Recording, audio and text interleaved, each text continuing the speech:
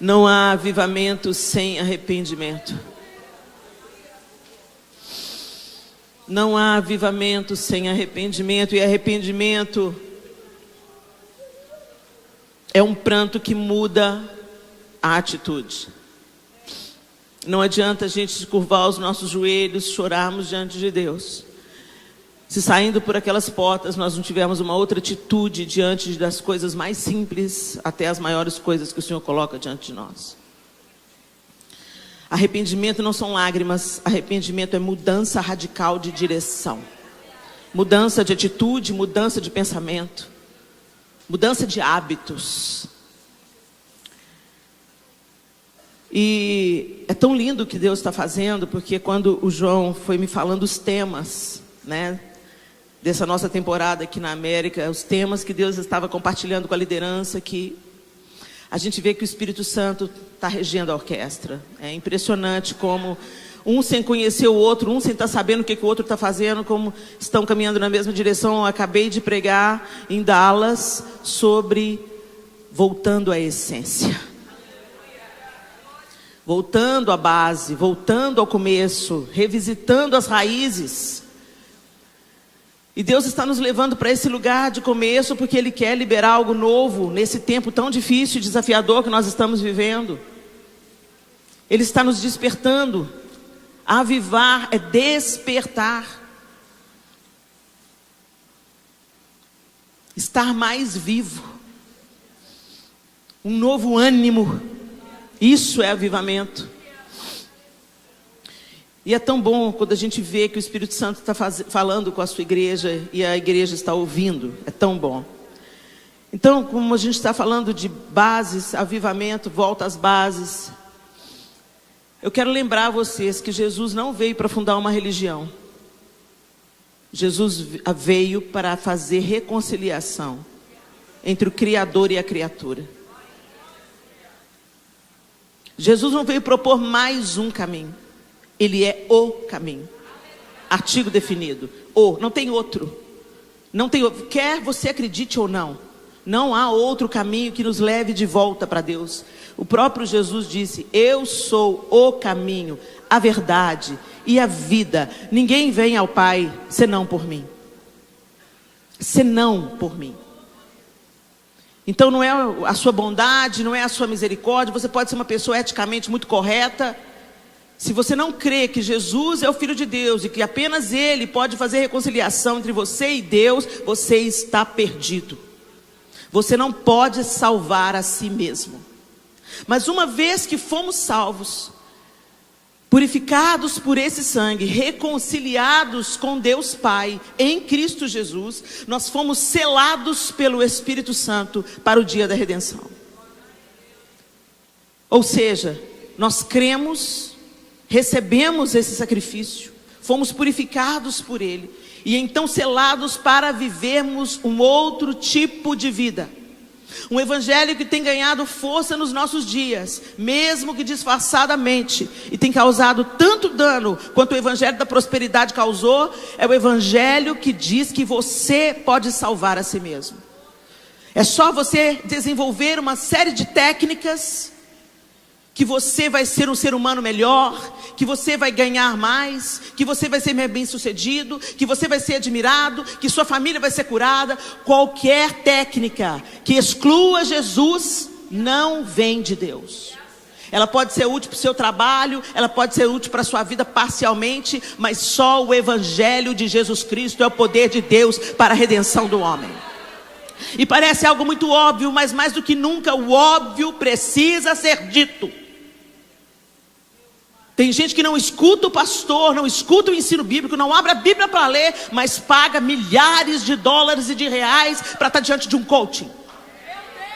E eu não quero aqui demonizar os coaches, não tenho nada contra coach. Já teve uma coach maravilhosa na minha vida, uma treinadora que me ajudou a perceber melhor as minhas habilidades. Mas o meu caminho até Deus é Jesus Cristo. Quem pode sarar a minha casa é Jesus Cristo. Quem pode convencer o homem da justiça, do pecado e do juízo é Jesus Cristo. Quem pode nos transformar em flechas acesas, incendiando uma geração para avivamento, é o poder do Espírito Santo. é o Senhor, sem mim nada podeis fazer. Nada. Ele deixou claro. Então tudo que te apresenta uma alternativa ao nada, sem mim nada podeis fazer, é um grande engano do inferno. E nós estamos chegando no tempo que Deus está separando os bodes das ovelhas. Resolve logo em qual rebanho que você vai fazer parte, porque Ele está fazendo separação. E aí a gente olha para as instruções do apóstolo Paulo, que está ensinando a igreja em Colossos, que está nascendo, e ele traz para nós, tantos séculos depois, a palavra de Deus tem esse poder. Será que o apóstolo Paulo sabia que ele estava escrevendo não apenas para a igreja em Colossos, mas que ele estava escrevendo para a igreja aqui em Massachusetts? Será que ele sabia?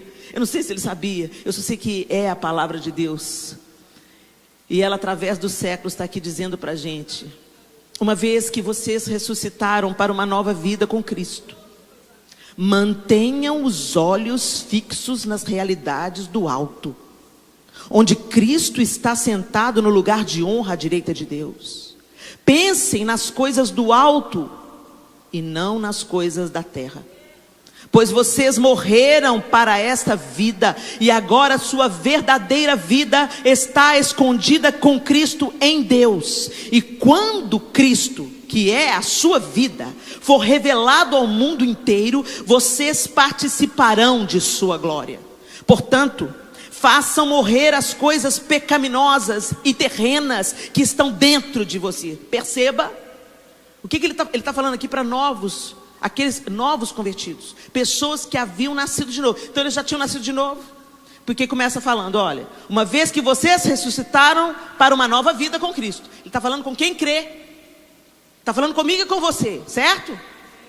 Aí ele fala assim, ó: portanto, façam morrer as coisas pecaminosas e terrenas que estão dentro de você. O fato de você ter nascido de novo não te livrou da sua carne, não te livrou da sua vontade. Então, se você não dá comida para o seu espírito, não tem meio termo. À medida que você deixa o espírito morrer de inanição, não estou falando do Espírito Santo, estou falando do seu espírito, morrer de inanição pela falta de nutriente, pela falta de oração, pela falta da palavra, pela falta da comunhão com os santos, você está nutrindo a sua carne. Não se engane. Se você não trabalha para Deus, você trabalha contra Ele. Então o apóstolo Paulo está alertando a igreja em Colossos, e está alertando a nós aqui hoje: façam morrer as coisas pecaminosas e terrenas que estão dentro de vocês. Fiquem longe da imoralidade sexual, da impureza, da paixão sensual, dos desejos maus e da ganância, que é idolatria. Nós evangélicos nos gabamos de não ser idólatras. Mentira, somos idólatras. Adoramos nomes, adoramos títulos, adoramos posições, adoramos mamon. Que Deus tenha misericórdia da nossa vida. É por causa desses pecados que vem a ira de Deus. Vocês costumavam praticá-los quando sua vida ainda fazia parte deste mundo. Mas agora é o momento de se livrarem da ira, da raiva, da maldade, da maledicência, da linguagem obscena. Não mintam uns aos outros, pois vocês se despiram de sua antiga natureza e de todas as suas práticas perversas. Revistam-se da nova natureza e sejam renovados à medida que aprendem a conhecer seu Criador e se tornam semelhantes a Ele. Como que nós conhecemos o Criador? Jesus nos reconciliou, abriu a porta que dava acesso a Deus, que nós não poderíamos abrir pela nossa própria condição.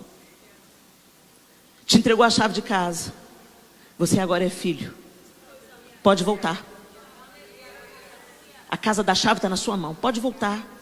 Você não precisa mais de um sumo sacerdote, porque eu fiz o sacrifício. Jesus disse: eu fiz o sacrifício. Eu sou a porta.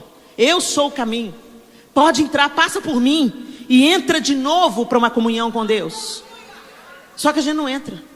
A gente quer ouvir a palavra das pastoras, do pregador do YouTube.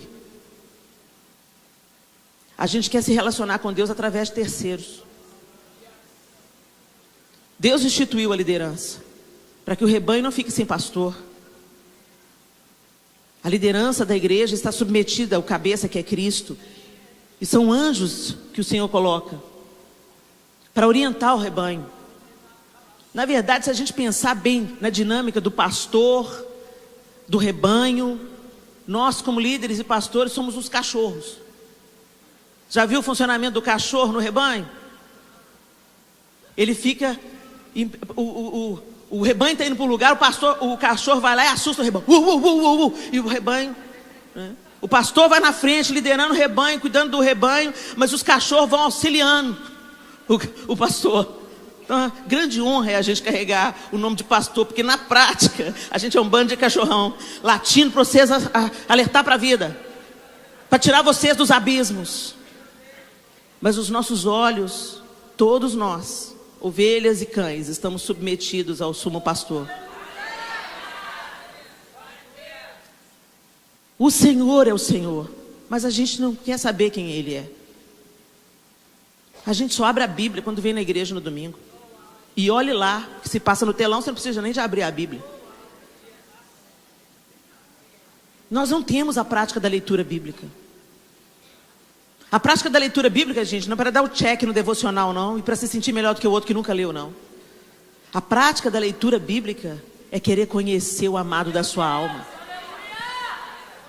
É querer entender o caráter de Deus, como Ele pensa, como Ele age. E à medida que nós vamos nos expondo à palavra de Deus, essa palavra vai nos confrontando, essa palavra vai mudando a nossa mente e vai produzindo fruto em nós, pelo poder do Espírito que a vivifica.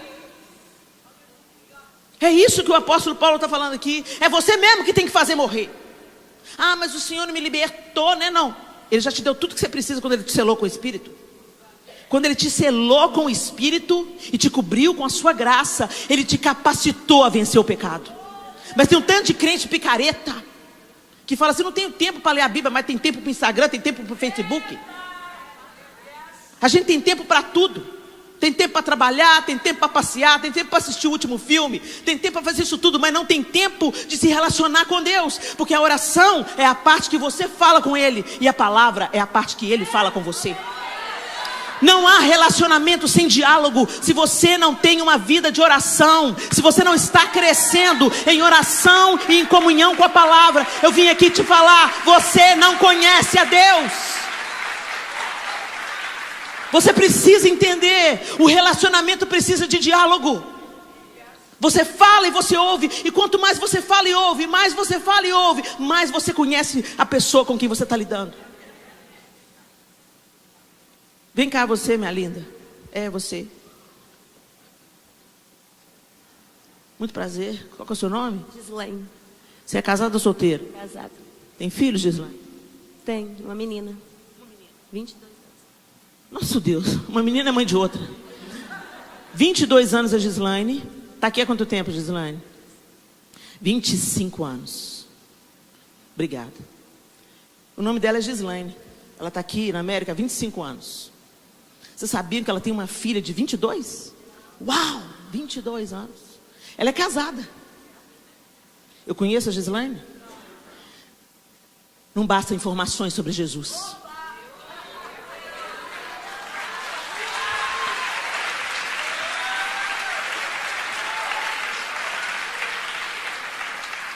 O apóstolo Paulo está falando: revistam-se da nova natureza e sejam renovados à medida que aprendem a conhecer seu Criador e se tornam semelhantes a Ele.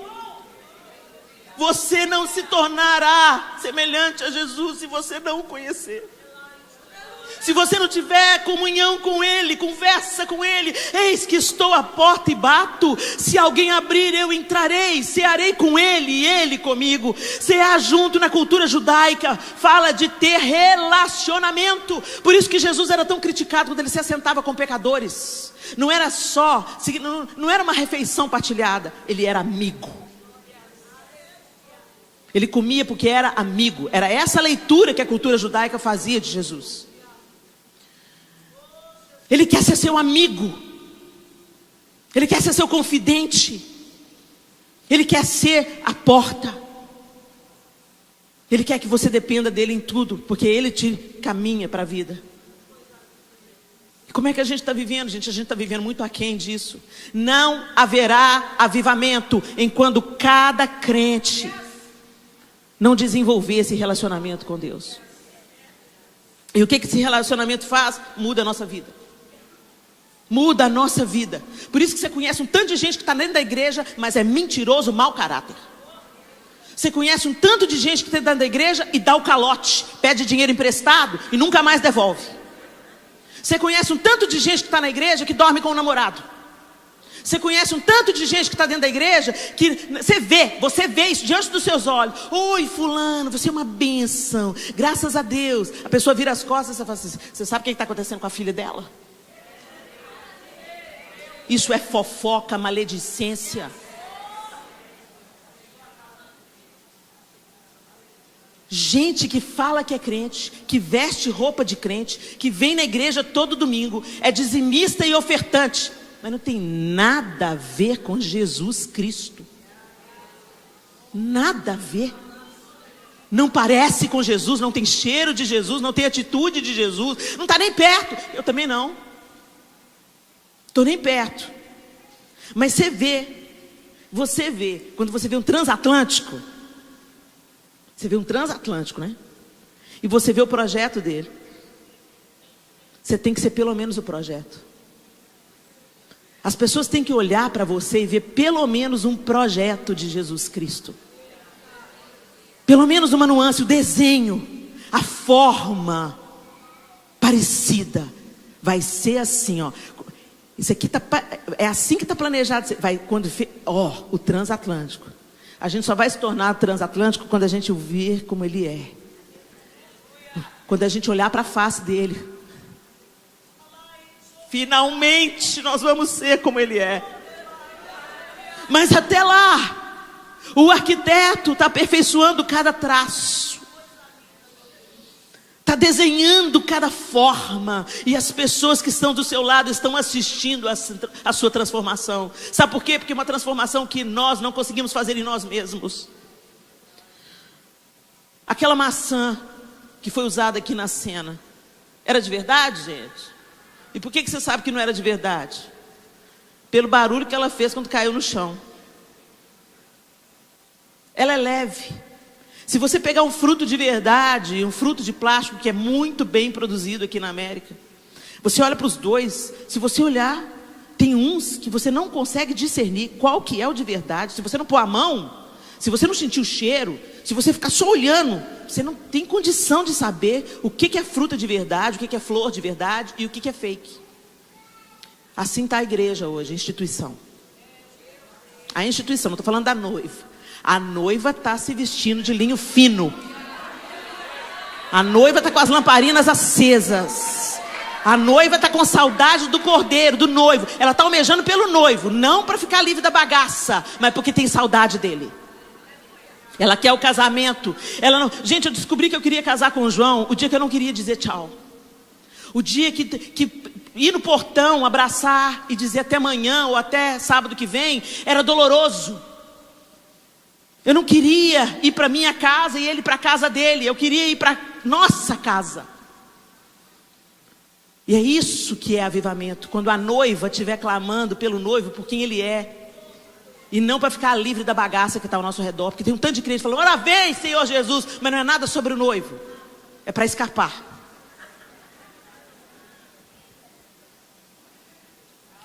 O apóstolo Paulo continua falando.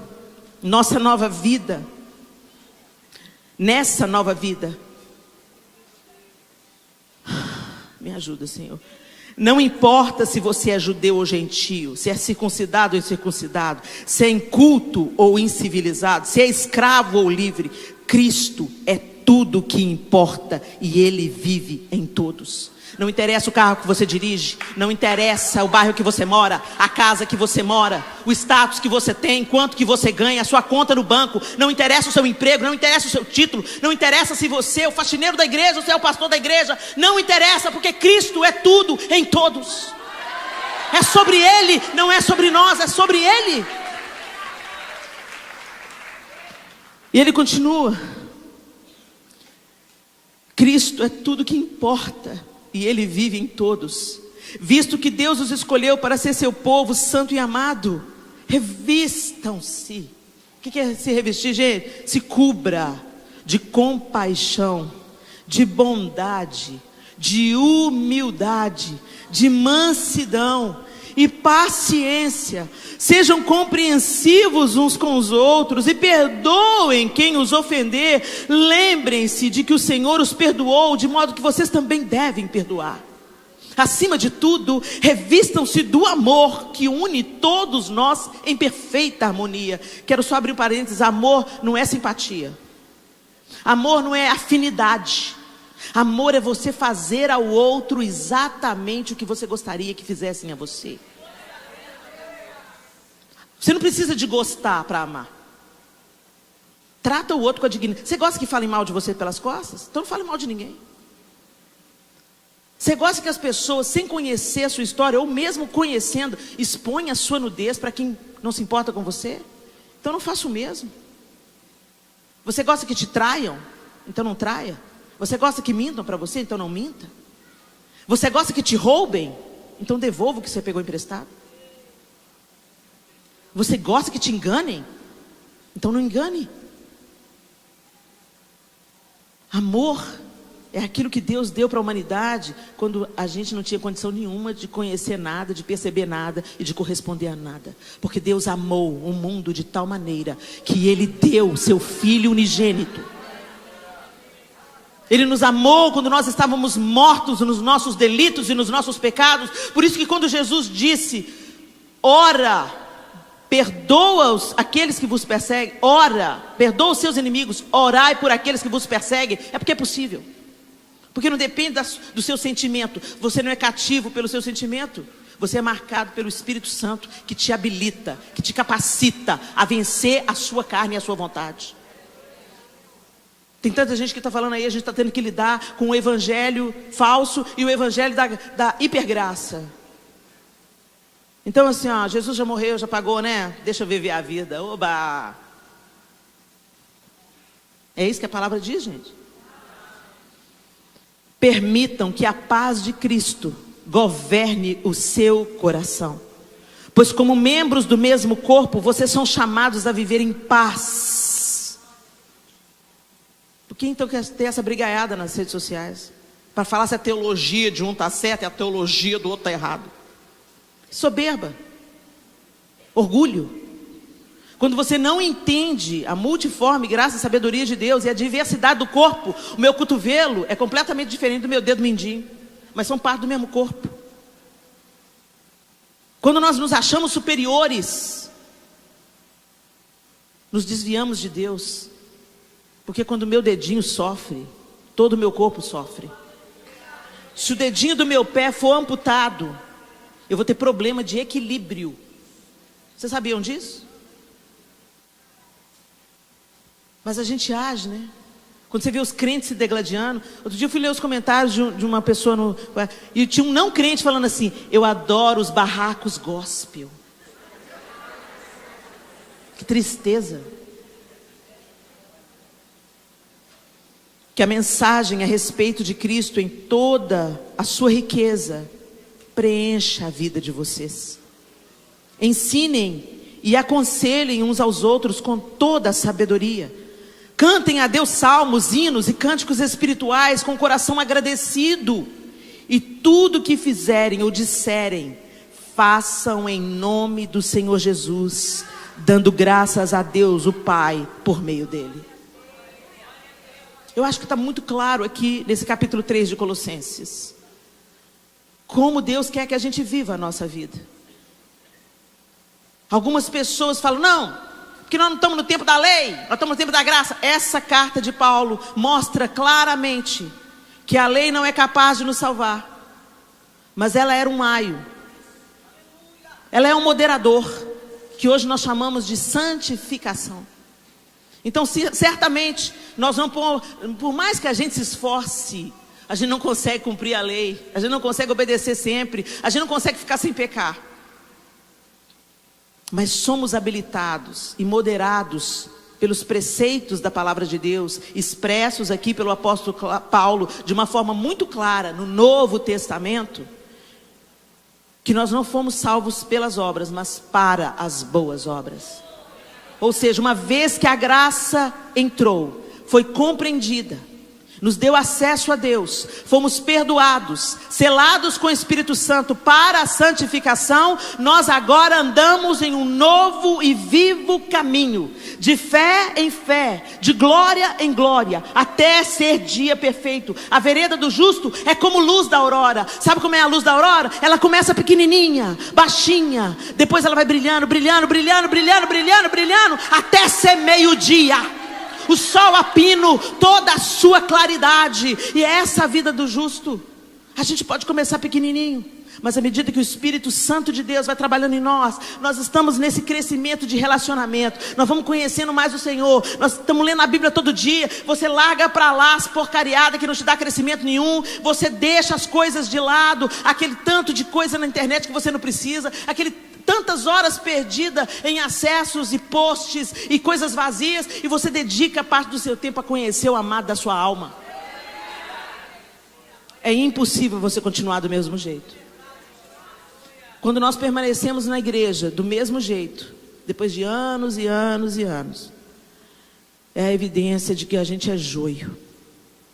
Tem um aspecto do trigo, mas quando o vento bate, não curva. Não curva. E quando você esfrega, é só palha. Não tem comida dentro, não tem trigo, não tem alimento, não tem pão. Caráter cristão. Os cristãos são parecidos com Cristo. Isso é avivamento. A gente viu isso claramente aqui. Eu acho que pelo texto, eu não preciso de explicar nada. O apóstolo Paulo foi muito assertivo. Ele falou que você tem que se despir do velho homem, se revestir de uma nova natureza. E o padrão é o modelo de Cristo. E que tem certas coisas que é você que tem que fazer. Você tira os entulhos, os que você gosta. Que o sangue de Jesus vem e ele nos purifica de todo pecado. Mas a gente vai lá, olha alguma coisa que ficou para fora. Ai, mas eu gostava tanto dessa jarra. Põe para dentro. Como a gente está fazendo isso? Quando você pensa que não, você está vestido de crente, mas dentro de você está do mesmo jeito, está tudo entulhado. E a palavra de Deus diz assim, lá em Efésios 4, 30 e 32, não entristeçam o Espírito Santo de Deus. O selo que Ele colocou sobre vocês para o dia em que nos resgatará como sua propriedade. Livrem-se, mais uma vez, agora aos Efésios. Livrem-se de toda amargura, raiva, ira, das palavras ásperas e da calúnia e de todo tipo de maldade. Em vez disso, sejam bondosos e tenham compaixão uns dos outros, perdoando-se como Deus os perdoou em Cristo. Ou seja, a questão aqui é a obediência. Se você foi perdoado, você crê em Jesus Cristo, você crê que Ele é o Filho de Deus, você confessou isso com seus lábios, você recebeu o selo do Espírito Santo, você tem a Bíblia, graças a Deus a gente ainda tem acesso à Bíblia. Isso não vai durar para sempre. Vai pondo lá dentro de você, vai decorando, vai pondo lá dentro de você. Porque vai chegar um tempo que você vai desejar ter uma e não vai ter. Você tem a Bíblia, você vive numa nação que o nome de Deus está na nota. Com todos os problemas que a América já vive. Você tem liberdade de crer no Deus que você crê. E você vai ter isso protegido pela Constituição do seu país. Então aproveita. Aproveita o privilégio que muitos da mesma igreja, do mesmo corpo, não têm mais. À medida que você vai colocando isso para dentro, à medida que você vai se relacionando com Jesus, Ele vai te confrontando pessoalmente. Sabe aquele confronto tete a tete? Aquela coisa que o Espírito Santo vai falando com você assim, ó, que não tem jeito de não produzir fruto. Aquilo te modifica para sempre. E aí quando você pensa que não, você olha para trás e fala assim, você olha para frente e fala assim, nossa, eu ainda não sou a pessoa que eu quero ser. Mas quando você olha para trás, você vê que você não é mais aquela pessoa que você era. Essa é a obra do Espírito Santo.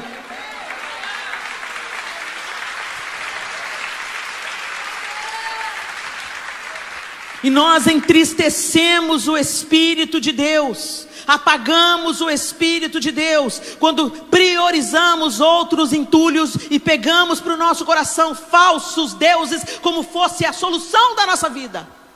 Se eu tiver mais dinheiro, coisa nenhuma, tem gente milionário. Steve Jobs não pôde salvar a própria vida dele.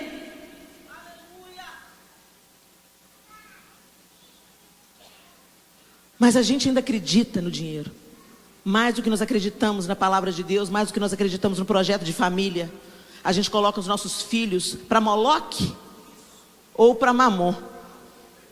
Porque não pense que Mamon também está tendo filho sacrificado no altar dele, não. Porque quando você fica fora de casa, seus filhos crescem de qualquer jeito, sendo doutrinados nas escolas, em toda parte do mundo, a agenda é a mesma.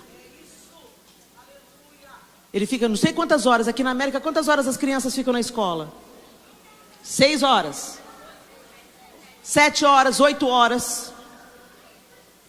E as poucas horas que eles estão acordados com a mãe deles em casa, a mãe está exausta do dia de trabalho, o pai está impaciente porque trabalhou igual um jumento.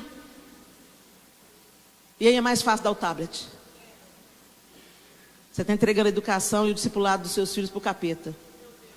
E eu vou te dizer uma coisa. Quando você discipula os seus filhos, você ora com seus filhos, você jejua para os seus filhos, eles ainda podem se tornar presa fácil do inferno, pelos desejos e a cobiça do próprio coração deles. Eu quero te dizer uma coisa. Não apenas ensine os seus filhos no caminho, não apenas traga eles para a escola dominical, não apenas põe eles para jejuar, mas geme por eles até eles nascerem de novo. Porque filho de crente não é crente. Filho de crente nasceu num ambiente favorável, mas ele precisa nascer de novo. Em nome de Jesus. E você, pai e mãe, vocês são responsáveis por esse novo nascimento. Vocês vão ser o primeiro ministro do Evangelho que vai plantar essa semente. E rega com lágrima e oração, para que o Espírito de Deus faça a obra de convencimento. Acredita em mim, você não vai querer ter um filho desviado do Evangelho. E finalmente eu queria compartilhar com vocês uma história que está lá em 2 Samuel 13. Abre aí. 2 Samuel 13.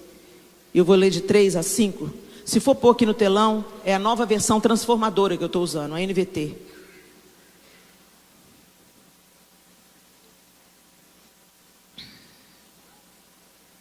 Segundo Samuel 13. Uma das histórias, um dos capítulos mais bizarros e tristes da palavra de Deus. Absalão, filho de Davi, tinha uma irmã muito bonita chamada Tamar. Aminon, outro filho de Davi, apaixonou-se por ela.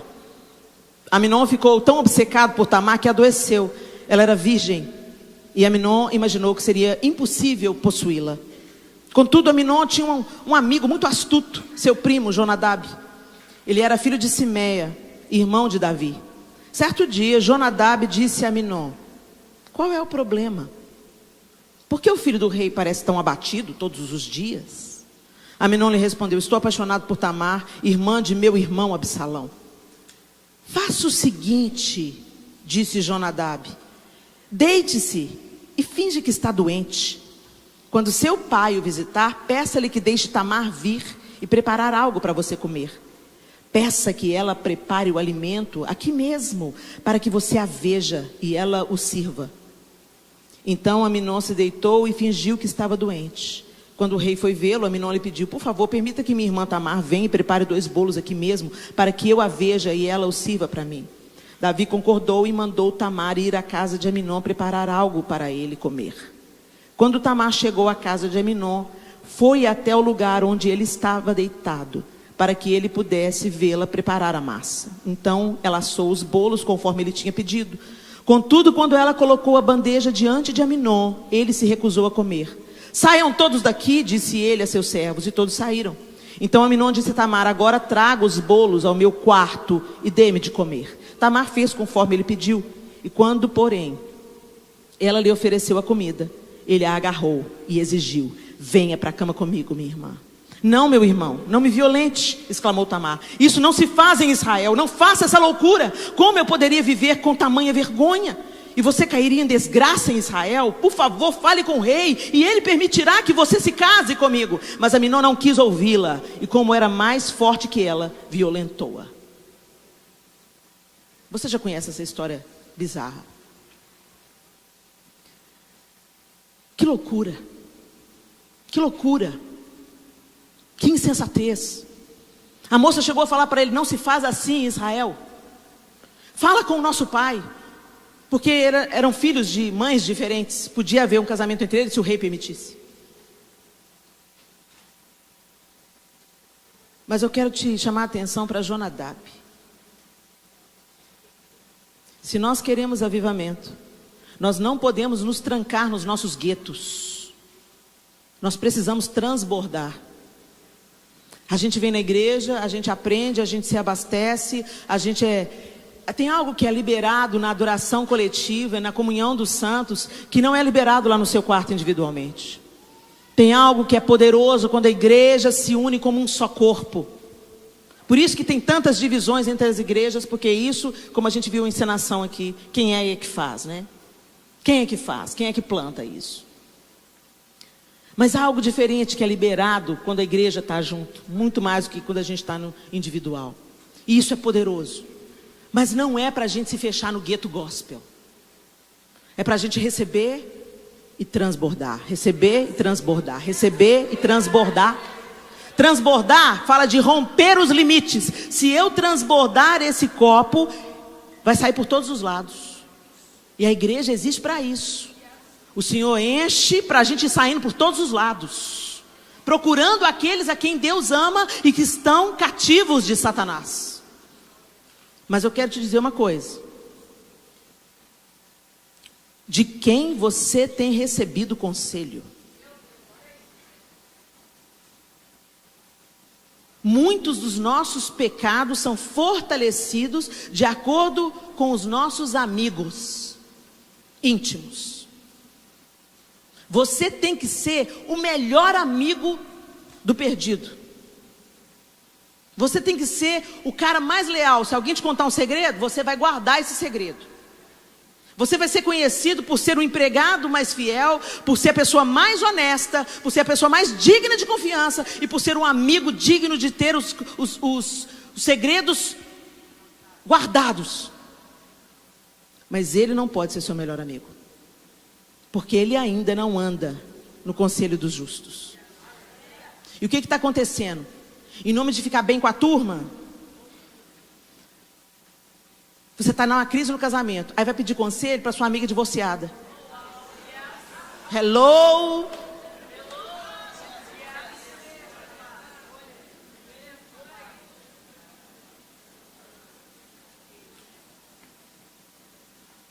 Eu cresci quando eu comecei a perceber quem amava Deus mais do que eu. E eu comecei a colar nessas pessoas. Tem alguma coisa acontecendo com fulana. Tem uma autoridade que flui da vida dela. Tem um amor que flui da vida dela. Tem uma doçura que flui da vida dela. E eu quero isso, Senhor. Eu quero ser mais parecida com Jesus igual ela é. Por isso que o apóstolo Paulo fala: sede meus imitadores como eu sou de Cristo.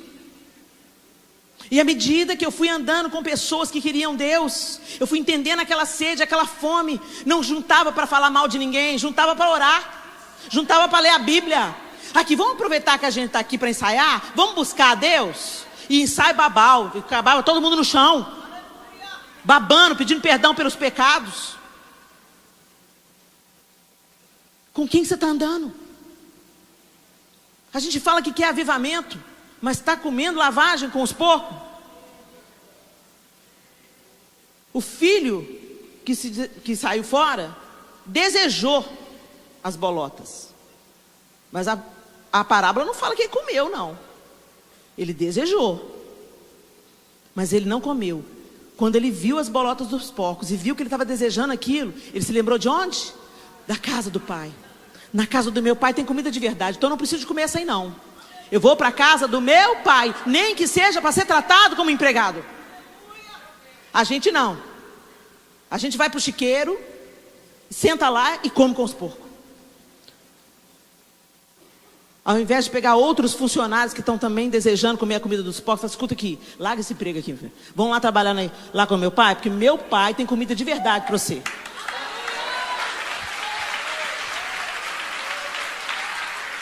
Esse mesmo homem, Jonadab, toda a história, depois você lê o capítulo todo, se você nunca leu, se você não conhece essa história triste. Absalão planeja se vingar de Aminon. Só que tem um detalhe, gente, o texto fala pra gente que ele convidou todo mundo. Sabe se Absalão não estava querendo matar Davi e os outros irmãos também? A gente nunca vai saber. O texto fala que ele insistiu muito com o pai dele para ir. Eu fico imaginando, depois a gente viu o que Absalão e Davi virou, né, gente? Mas eu tenho cá para mim, estou falando que a Bíblia está falando isso não, estou falando que eu, nas minhas imaginações e percepções, por que ele insistiu tanto com o pai para ir nesse banquete que ele ia dar para o pai e para os irmãos? Ele insistiu, e Davi falou assim, não, meu filho, eu não quero te ser pesado, e Absalão insistiu, quando ele viu que não dava, então tá bom, deixa os meus irmãos irem. E quando os irmãos chegaram lá, ele combinou com os seus funcionários e matou o seu irmão, matou. E aí, voltam os outros irmãos fugidos, correndo, e Davi está desesperado pensando, porque uma notícia falsa chegou na frente falando assim, Absalão matou todos os filhos do rei. E aí, olha no capítulo 30, no versículo 30 do capítulo 13. Quando ainda estavam a caminho de Jerusalém, a notícia chegou a Davi, Absalão matou todos os filhos do rei, não restou um sequer com vida. O rei se levantou, rasgou suas roupas, lançou-se no chão. Seus conselheiros também rasgaram suas roupas. Nesse momento, Jonadab, filho de Simeia, irmão de Davi, chegou e disse, não pense, meu senhor, que todos os filhos do rei foram mortos. Foi apenas Aminon. Absalão tramava isso desde que Aminon violentou sua irmã Tamar. Por que esse fofoqueiro não abriu a boca antes da tragédia? Por que esse asqueroso não falou assim, rei, vou te mandar a real, o senhor é meu tio. Seu filho Absalão está transtornado, porque o senhor não tomou nenhuma atitude contra Aminon, ele estuprou Tamar e ficou tudo por isso mesmo. Então ele está tramando matá-lo, o senhor fica esperto. Dá um jeito de resolver isso aí. Busca o Senhor, o seu Deus, e vamos apaziguar isso aí. Não. Ele ficou caladinho. Ele já sabia o que estava rolando. Então eu vou te dizer uma coisa. Satanás sabe como envia um Jonadab para a sua vida. A pessoa do mau conselho. A pessoa que fala com você, que isso? Ninguém está vendo, não tem nada a ver. Que isso? A gente tem que viver, aproveitar a vida. Nossa, a vida tem que ser leve, sabe? A igreja é tão pesada. Vai nos papos do Jonadab para você ver. Se nós queremos viver um avivamento, nós temos que nos unir com aqueles que creem nas mesmas coisas que você crê. Aqueles que acreditam na mesma coisa que você acredita. Tem um tanto de gente que depois da pandemia não voltou para a igreja não, porque a igreja tem um tanto de hipócrita. E o mundo tem só gente honesta. O inferno está assim de gente bacana, ó, gente legal.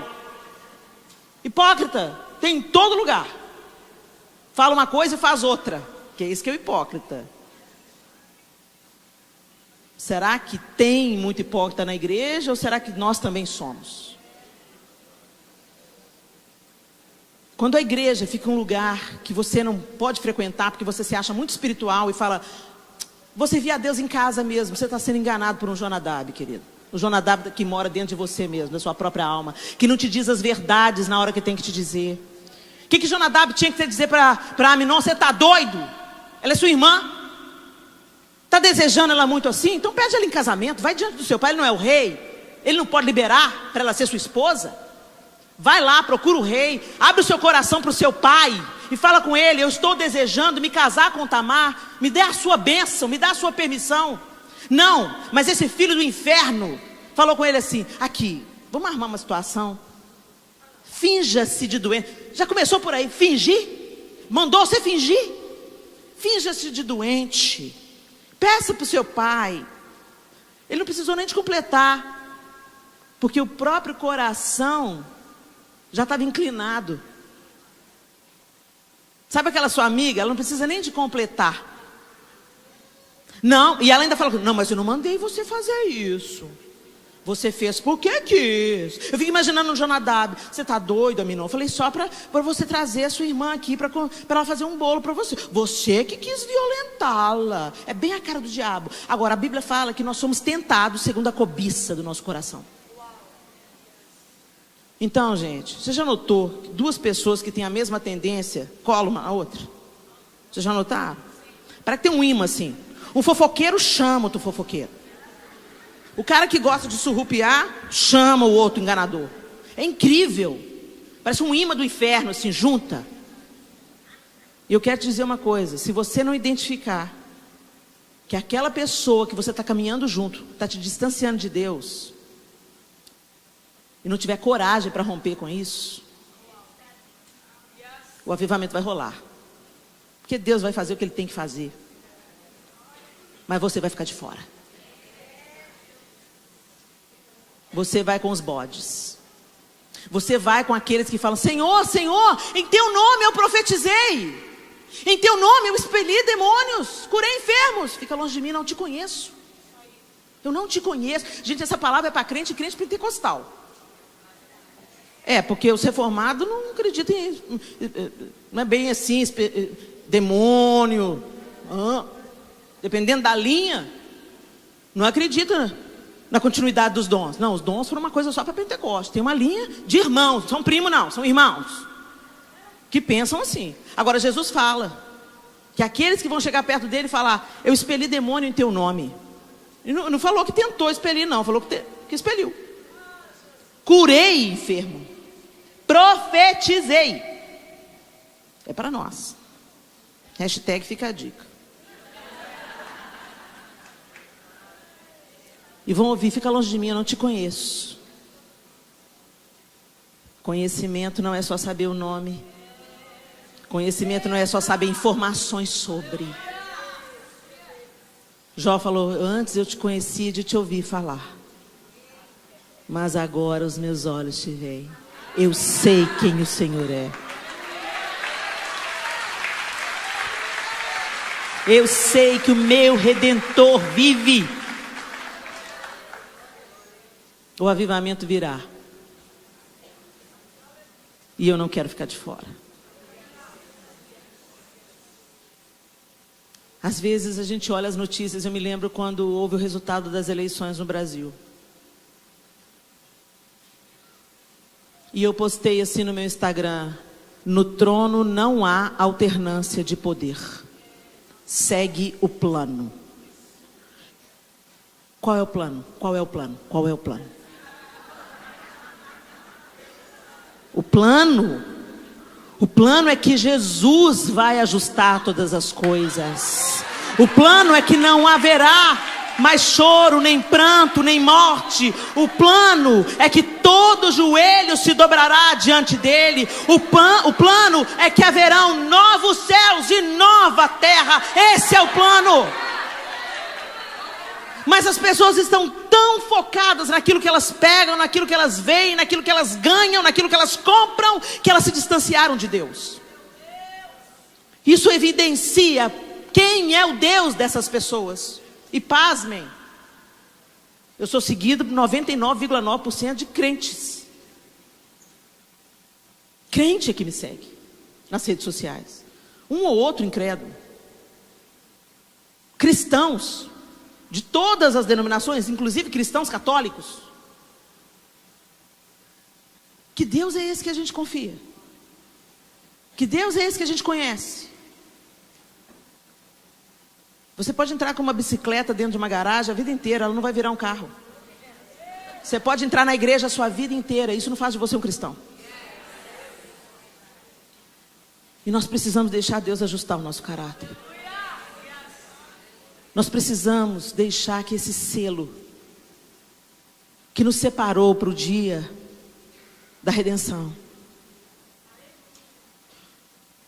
que esse Espírito com o qual nós fomos selados, que Ele nos anime, que Ele nos desperte, que Ele nos nutra, que os nutrientes da vida venham dele, até que o fruto dele se manifeste em amor, alegria, paz, longanimidade, bondade, domínio próprio. são mais do que virtudes do caráter. Fruto do Espírito. Agora perceba, tem coisas que cabem a nós. Nós não podemos santificar a nós mesmos, mas nós podemos nos revestir da nova natureza, deixar o ambiente propício para que o Espírito Santo de Deus trabalhe no nosso caráter. Pela simples presença do Espírito Santo, nós já sabemos discernir entre o que é bom e o que é mal. E às vezes a gente sabe que é mal, mas a gente continua. A gente sabe que a conversa não está edificando, mas a gente continua. A gente sabe que o filme, o seriado, está plantando conceitos do inferno dentro de nós, mas a gente assiste até o último capítulo. A gente come da mesa de Satanás.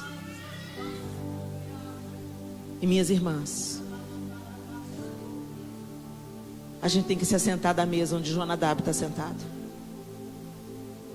Se levante dessa mesa. Termine esse namoro. Peça perdão para os seus pais. Tem coisas que você sabe que você precisa fazer. Você vai continuar amando o Jonadab e orando por ele, mas você não vai mais buscar nele conselho, que não tem nada para te dar. Por enquanto não.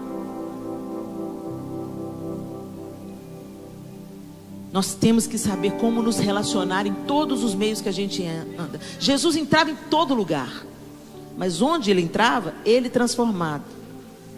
Ele não era modificado. Judas veio trair Jesus com um beijo. E Jesus fala: aqui vens, amigo. Jesus não estava sendo irônico. Ele estava dizendo claramente: o que você está fazendo não muda quem eu sou. A água que afunda o barco é a água que entra, não é a água ao redor.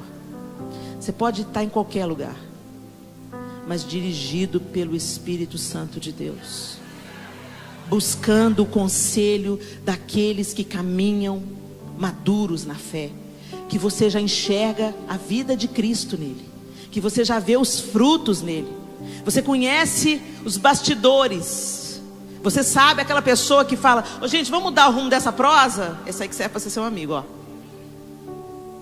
Aquele que fala assim: ô, minha irmã, essa sua atitude não está glorificando a Deus. Sabe? As irmãs que têm a coragem de dizer a verdade. Sabe as irmãs que falam assim: minha irmã, vem aqui no cantinho comigo, deixa eu te falar uma coisa. Deus é justo, mas essa calça... Esse é seu amigo. Esse é seu amigo. O que gentilmente, amorosamente te fala a verdade. Mesmo que doa na hora, mesmo que machuque na hora, tenha certeza. Esse é seu amigo.